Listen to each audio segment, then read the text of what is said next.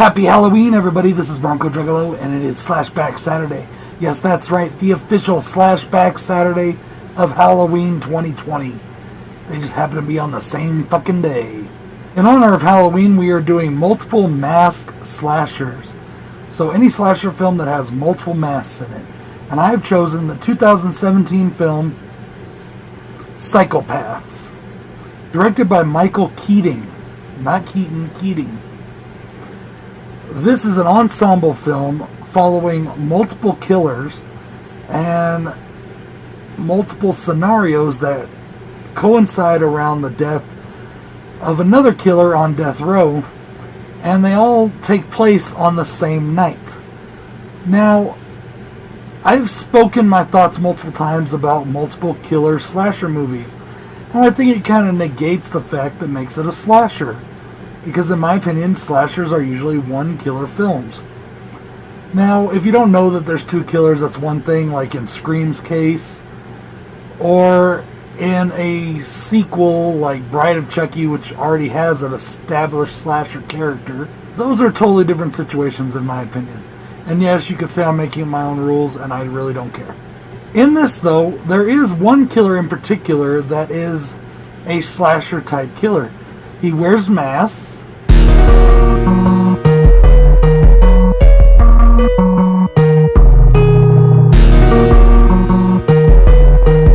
And he goes around killing other people, and he does it for his own reasons. He's horribly disfigured because he's burned, and it's just really fucking cool to watch. Now, here's the thing about this movie, okay? Since this movie's come out, I haven't heard a lot of good about it. In fact, I've heard a lot of negative about it. But, with that being said, I completely enjoyed the film. I found it to be, honestly, almost a horror masterpiece. I truly, truly loved it. I think that this film is beyond our time. It's so far ahead of its own genre, it's so far ahead of itself, that I don't think we truly appreciate it right now as an audience. I think this film is going to take a few decades for it to be truly appreciated. And I hope that people will give it the chance to really get down into it. This film is basically just the story of chaos and murder.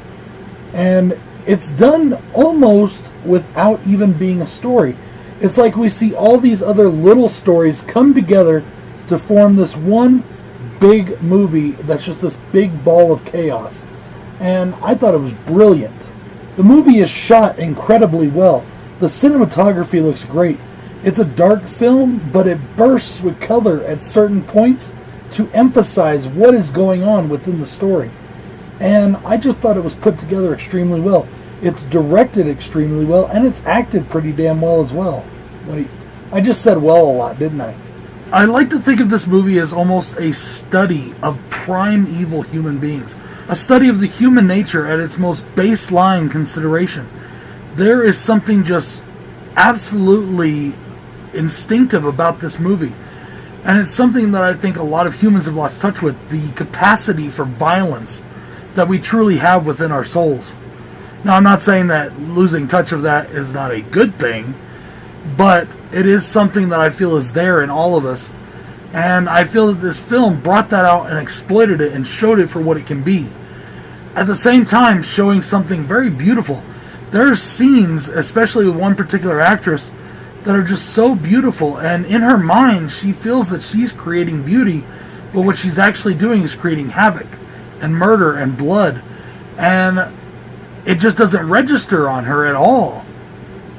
Really doesn't have a linear story to speak of. But once the movie is over and you start thinking about what you just saw, if you're like I am, you'll come to realize that what you saw was a kind of like baking a cake. All the ingredients by themselves may look different or may not amount to much, but when you put them together and you ice it all up, you've got a really good cake. And that's what this movie was to me. I really think that it's an appropriate movie for a Halloween watch, and I definitely see myself watching it in the future, probably around this time as well. It's definitely going to become a repeat watch for me, that is for sure. Guys, I really had no cons for the film. I had a blast through it. Even though I was really tired while watching it, it gave me second wind, and I actually didn't get any more sleep the rest of the night. And then afterwards, I started playing Beatles songs, and for some reason, it all synced up really weird in my head. The Beatles music and this movie and it blew my fucking mind. Guys, this is Bronco Juggalo saying, I hope you're having a great Halloween. I know things are different this year with all the COVID and all the bullshit. But, you know what? Let's make the best of it. Let's have a happy fucking Halloween. And for all of you out there enjoying Slashback Saturday, keep it up. Keep watching. We'll keep reviewing.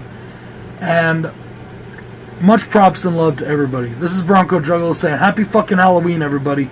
Peace.